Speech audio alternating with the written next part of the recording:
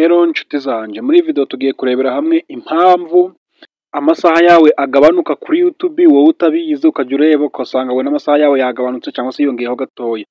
Wowe icyo usabwa ni ukureba iyi video kuva igitangira paka irangiye kugira ngo umenye imva n'imvano y'amasaha yawe impamvu agenda agabanuka umunsi ku munsi. Tudatinze rero reka nze dutangire. Impamvu ya mbere ituma amasaha yawe agabanuka. Impamvu ya mbere ituma amasaha yawe agabanuka ni ugusiba video ufite kuri YouTube channel yawe bya hato na hato.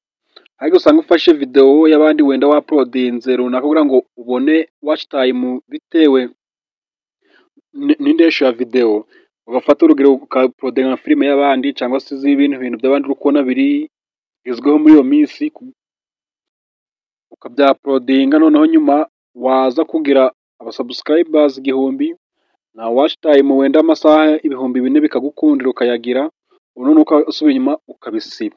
Iyo usibye video rero uko bigenda, video itijyana n'iki n'amasaha yazanye, ariko gusa abasubscribers yazanye bo bagumaho.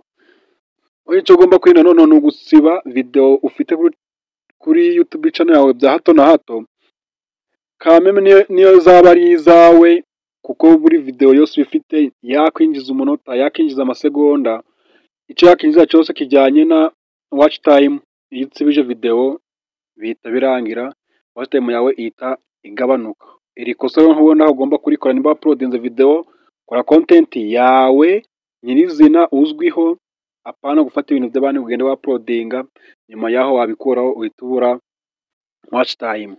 Icyo ni ikintu cya mbere. Ikintu cya kabiri ugomba kwirinda ni ukugura ikintu cyitwa views. Muri iyi minsi hari abantu bateye bavuga ati amafaranga ngo ugurishe views 1000, 5000, 1010 bikagenda gutya. Nyamara za views yaziguhaye YouTube mu gihe cya monetization icekinga neza ikareba amasaha wabonye, impamvu wayabonye naho yavuye. Muri za views rero waguze namwe haba harimo iki, haba harimo umutego witeze utabasha gusimbuka mu gihe cya monetization.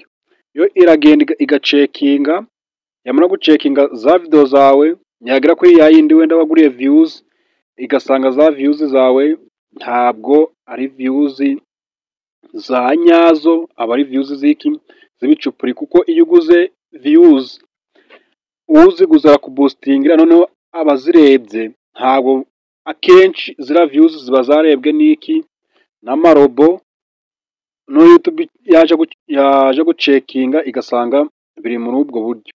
No ya watch time yawe nayo ihita igenda ivaho gake gake, ndetse na monetization ukagira ukabasha kuyibura. Wowe icyo wakora kuri iki cya kabiri, ikintu ugomba kwitondera ni ibintu byo kugura ama views ndetse n'abasubscribers baye ntago byemeye kubigura. Kenze ubiguze iki, ubiguze na YouTube ubwayo. Nzabakora video igaragaza uburyo wagura abasubscribers cyangwa se ama watch time byanyabyo ukabigura na YouTube ubwayo. Wamara kubigura na YouTube ubwayo, uburyo birajya kuri channel ukaba monetize biri full.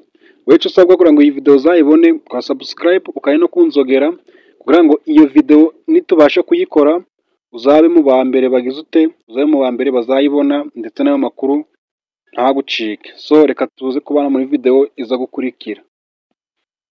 ICT Rwanda, isoko y'ubumenyi bugezweho mu ikoranabuhanga.